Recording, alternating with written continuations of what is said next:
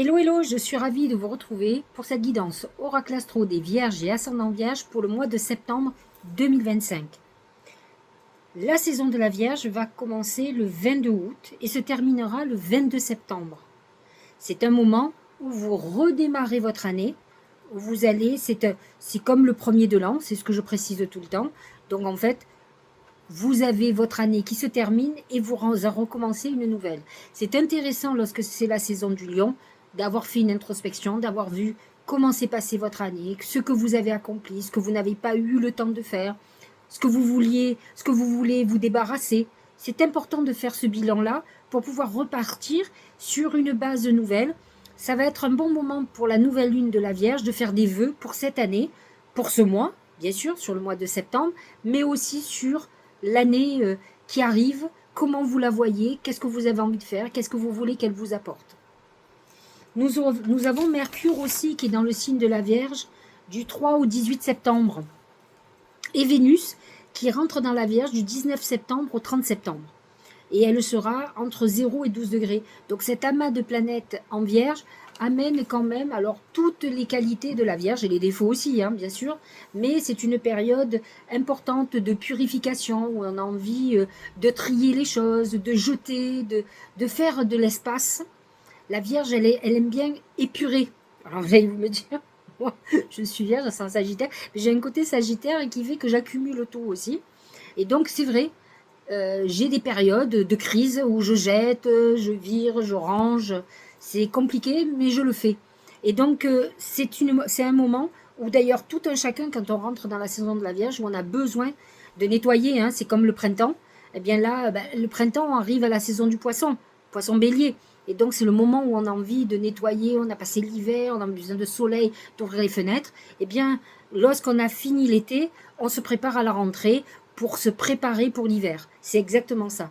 Et donc, ce Mercure va nous concentrer pour organiser, planifier, que ce soit professionnel, personnel, notre maison, etc. Ensuite, le Soleil va passer en Balance, donc il va s'installer dans notre maison 2, la maison de tout ce qui est financier, comment dirais-je, l'immobilier, tout l'argent que l'on gagne par le travail, en tout cas. Donc c'est à partir du 22 septembre jusqu'à la fin du mois de septembre, ça sera entre 0 et 7 degrés de la Balance. Ensuite, Mercure va rejoindre ce Soleil le 18 septembre jusqu'au 30, entre 0 et 19 degrés, donc il va toucher le premier et le deuxième décan, c'est pour vous dire ça. Et nous avons Mars qui est déjà dans le signe de la Balance, donc dans notre maison 2, entre 15 et 30 degrés, donc il va toucher le deuxième et le troisième décan. Alors, qu'est-ce qu'il va faire ? Il va être positionné d'ailleurs dans cette maison 2 jusqu'au 19 septembre. Il n'est pas tout le mois. Hein, il est déjà en Balance au mois d'août et donc il va finir sa course, donc il ne touche plus que le deuxième et le troisième décan, ce Mars. Alors, Mars sera positionné dans notre maison 2, donc il va nous pousser à agir, à retrouver l'harmonie dans tout ce qui est finance, donc à faire des économies, à faire des courriers, par exemple, si vous avez des choses au niveau des assurances, faire des économies. On est dans une période de réorganisation très importante. Ça a déjà commencé pour le premier décan et une partie du deuxième décan au mois d'août. Vous avez dû y penser. Et là, Mars va toucher le deuxième décan. Donc, vous pouvez être aussi dans une période où vous avez envie de régler des choses chez le notaire, d'aller voir votre banquier, de voir un peu, de faire les comptes, etc. Sachant que la Balance est très dépensière, là on est plutôt dans une volonté d'amasser de l'argent, de récupérer de l'argent. D'ailleurs, Mercure sera dans cette maison 2 à partir du 18 septembre, et donc effectivement, on est vraiment dans cette dynamique financière, professionnelle, d'investissement, pourquoi pas d'acheter quelque chose, on est là-dedans. Ensuite, Mars va se déplacer en Scorpion. Le Scorpion est très en harmonie avec la Vierge. Il est positionné dans votre maison 3, qui est la maison de la communication, des déplacements. Mars va vous apporter beaucoup d'intuition. Et vous allez d'ailleurs beaucoup fonctionner, c'est-à-dire agir par votre intuition. Puisque le Scorpion est quand même très intuitif, très analytique aussi comme la Vierge. Il tranche, il analyse, il est très pointu dans son analyse, et donc vous allez être dans cette phase-là. Comme vous le savez, Pluton est rentré en Verseau. Chez la Vierge et les ascendants Vierges surtout, c'est votre maison 6, la maison du travail et de la santé. Donc pour le moment, il ne touche que les premiers décans puisqu'il est à 1 degré, il est rétrograde. Et donc il va amener une transformation profonde de votre routine. C'est-à-dire que, je vous donne un exemple. Vous habitez un endroit, d'un coup, vous décidez de fonctionner comme il y en a certains en télétravail. C'est Pluton. Pluton, il va transformer vos routines, c'est-à-dire que vous avez décidé de travailler 3 jours à votre boulot, et le restant de la semaine, vous changez de région, vous allez travailler en télétravail. C'est une transformation de vos routines. Transformation de vos routines et de votre travail.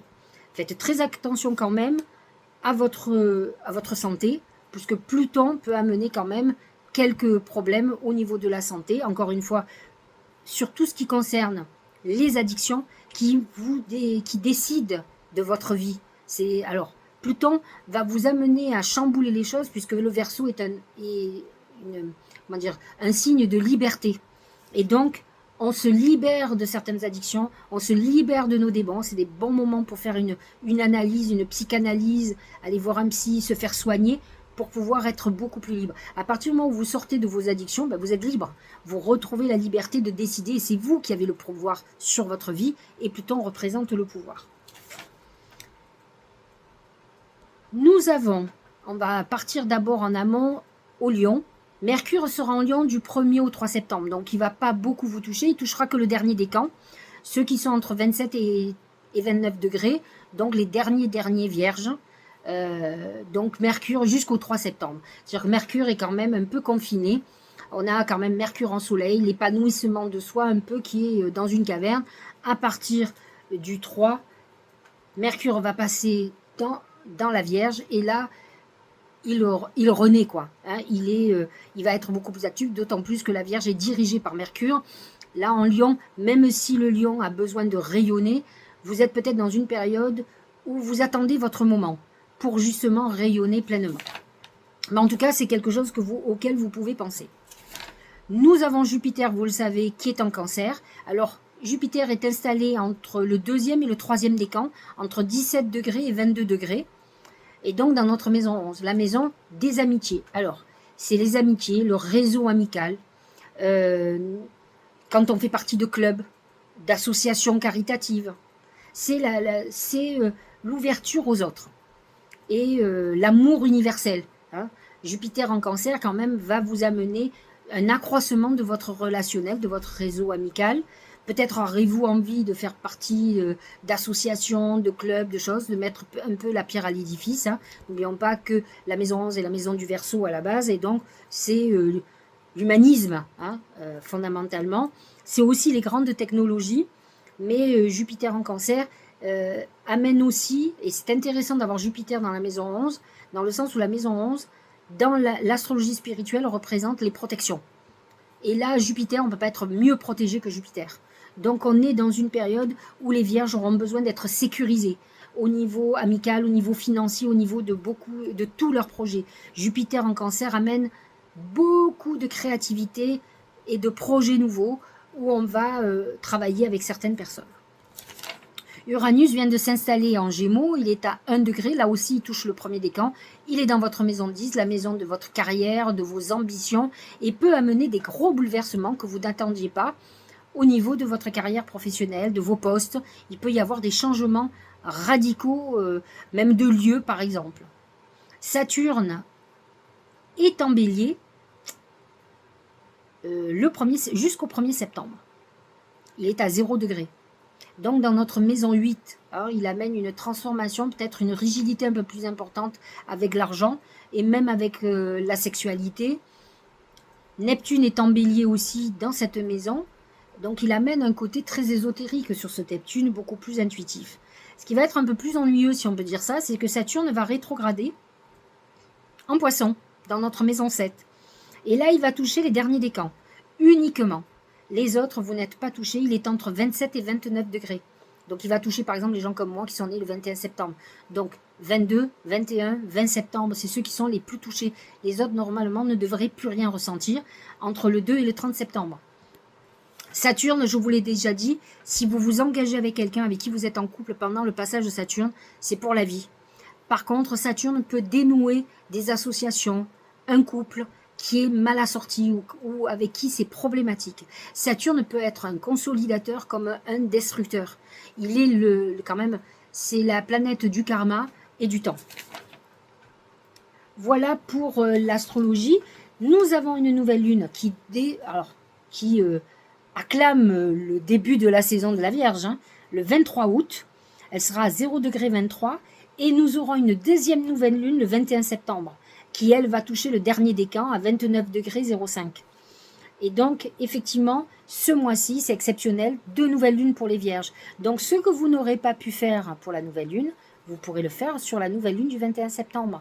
2 nouvelles lunes importantes. Pleine lune en poisson à 15 degrés 23, le 7 septembre aussi. Donc, nous avons 3 nouvelles lunes pour faire des vœux. C'est du bénéfice. Bien sûr que quelqu'un comme moi, qui suis du dernier décan, le 21 septembre, ce sera la nouvelle lune la plus importante pour moi. Alors, elle n'est pas sur mon soleil, elle est presque sur mon soleil. Mon soleil est à 28 degrés 05. Et là, la nouvelle lune est à 29 degrés 05. Donc, à 1 degré, c'est ma nouvelle lune. Donc, effectivement, les troisièmes décans, alors je ne dis pas qu'il ne faut pas le faire à la première. Moi, je vais faire les deux. Mais c'est vrai que là, ça sera vraiment la vôtre. Donc, on a quand même 2 chances ce mois-ci de faire des vœux. Donc, les ascendants identiquement, hein, ascendant vierge, c'est favorable pour vous. Allez, voyons ce que les oracles ont à nous dire. On va commencer par mon oracle magique du mar de café. Et on va commencer par le premier oracle qui correspond à comment le mois va être. Voilà. Quel est l'oracle qui symbolise le mois de septembre pour les vierges? Regardez. C'est les blés. Alors, j'ai envie de vous dire que les blés, c'est la Vierge. Vous savez que c'est Déméter, c'est une déesse qui a un épi de blé à la main. Vous verrez la Vierge souvent identifiée comme ça. Donc, j'ai envie de vous dire, qui vous dit, mais c'est votre mois, ça va être moi le plus important. Voilà ce que j'ai envie de vous dire. En tout cas, au moins, à partir du 22 août, où on rentre dans notre saison. Il nous dit, c'est le mois de la récolte. C'est vraiment le mois de fonctionnement de la Vierge. Vous vous sentirez aligné avec vous. Et c'est un mois où vous allez récolter tout le travail que vous avez mis en route. Donc, un très bon mois pour les Vierges. Je vous l'ai dit, on a 2 nouvelles lunes quand même, plus une pleine lune, bien sûr, en poisson, mais 2 nouvelles lunes. Donc, c'est quand même intéressant ce mois-ci. Voyons ce qu'il nous dit sur le travail et l'argent. C'est le bébé, c'est le renouveau, c'est un nouveau projet, un nouveau job. On redémarre à quelque chose de nouveau. C'est vrai qu'on redémarre une année, mais je vous le disais au niveau, Uranus, qui est dans notre maison 10, va amener des bouleversements qu'on n'attend pas, qu'on peut imaginer ou espérer par contre. Hein. Et effectivement, Jupiter va balayer complètement. C'est la renaissance, même au niveau financier. Si vous avez eu des moments difficiles financièrement, là, vous avez des portes qui s'ouvrent, vous pouvez avoir un nouveau job, vous pouvez commencer à épargner, vous commencez à gagner de l'argent. Vous êtes dans une phase où la Vierge est beaucoup plus sereine, parce que l'argent, c'est quand même quelque chose d'important, comme tous les signes de terre. Elle a besoin de cette sécurité financière, de ce petit coussin d'argent qui lui permet de fonctionner le mieux possible. Dans le domaine amoureux, c'est le livre qui représente ce nouveau chapitre de votre vie. Que vous soyez célibataire ou en couple, attendez-vous à de grands bouleversements. Alors c'est vrai que pendant longtemps, nous avons eu Saturne et Neptune qui s'est positionné dans notre maison 7, la maison du couple. Et donc vous avez dû vivre un certain nombre des trahisons, des illusions, des relations qui ont pu être toxiques. Mais comme vous avez pu aussi faire une rencontre très romantique, donc à l'opposé, Neptune en poisson peut amener ce côté amour divin, connecté. Et donc aujourd'hui, eh bien, c'est la nouvelle étape de cette relation qui s'est faite, qui va avancer, qui va peut-être s'engager, qui va être plutôt stable aujourd'hui. Mais attention, une page qui se tourne veut dire aussi rupture, une séparation, comme si on avait fini une histoire. Donc dans tous les cas, il y a quelque chose qui va se passer au niveau sentimental. On va le ressentir réellement.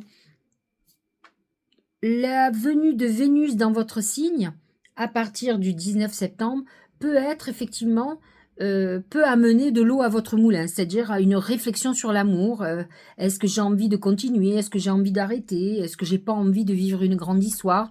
On est dans une réflexion liée à l'amour et ça peut être très important puisque Vénus, pendant jusqu'au 19 août, était positionnée dans notre maison 12 et nous a mis en épreuve. On a pu vivre une histoire cachée. Et là, on a décidé que les choses allaient changer. On ne veut plus la même chose, c'est le livre.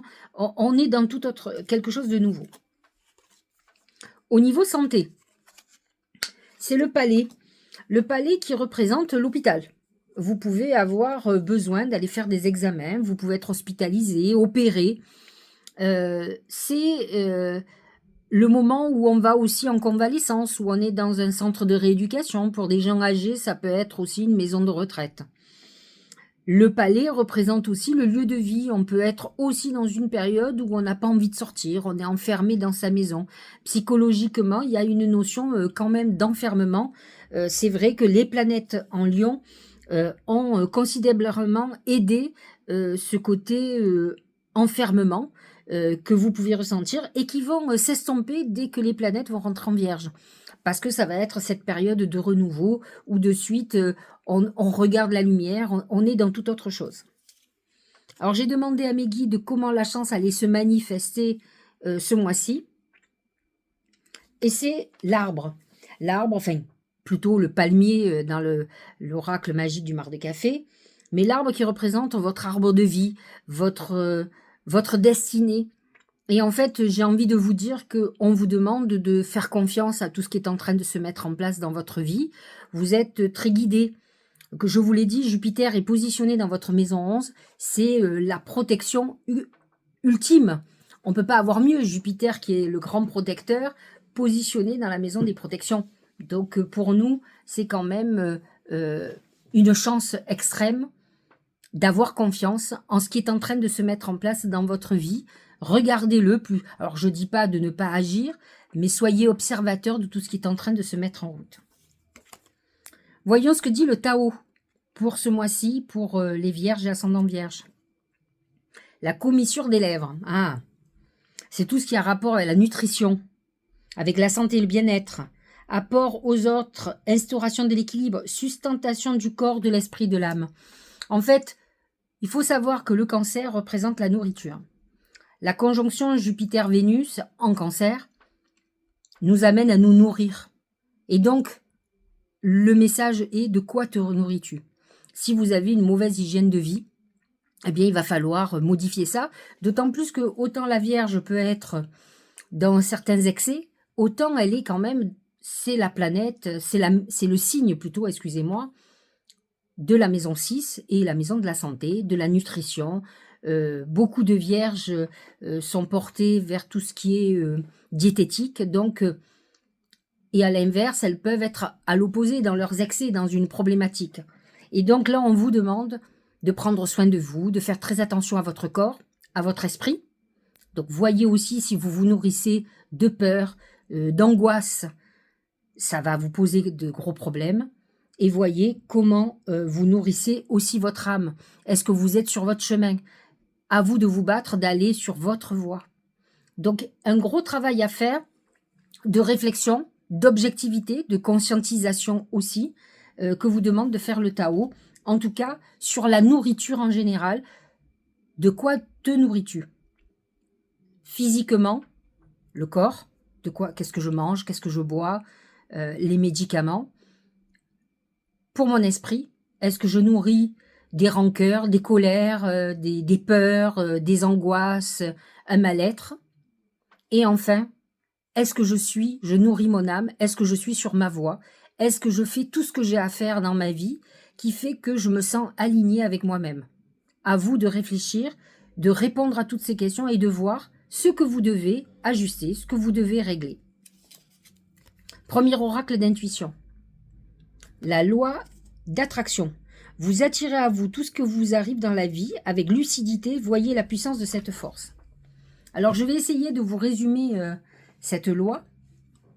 En fait, quand on vous dit tu attires ce que tu es, etc., il faut savoir que nous avons ce qui est conscient. Voilà, je suis consciente que, je sais pas moi, J'habite à la campagne, ou j'habite à la ville, ou au bord de mer, ça vous savez. Et tout l'inconscient. C'est-à-dire que l'inconscient, à la fois, utilise presque plus notre côté négatif et nous manipule.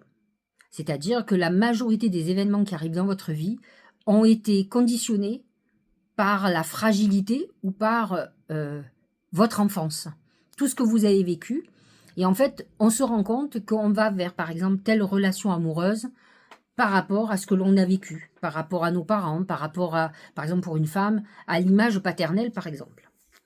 Lorsqu'on fait une démarche psy, on va conscientiser tout ce que nous avons fait, donc nos défauts. Voilà aussi une des raisons pour lesquelles je parle des défauts des signes, parce que honnêtement, on n'est pas un signe au hasard, que ce soit dans le positif ou dans le négatif, sauf que si j'accentue sur les défauts de certains signes, de tous les signes d'ailleurs, hein, et là aujourd'hui de la Vierge, c'est parce qu'on ne n'est pas un signe au hasard et que nos défauts vont être là pour nous mettre des bâtons dans les roues.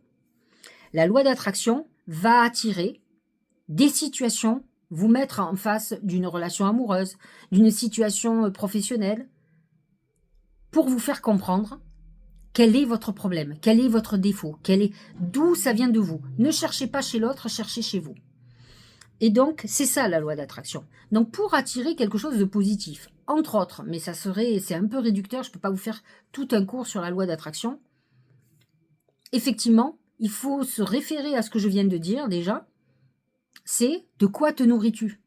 Parce que si vous êtes rempli de peur, votre inconscient est rempli de toutes ces peurs et va vous attirer des situations qui vont vous confronter à ces peurs, tout le temps.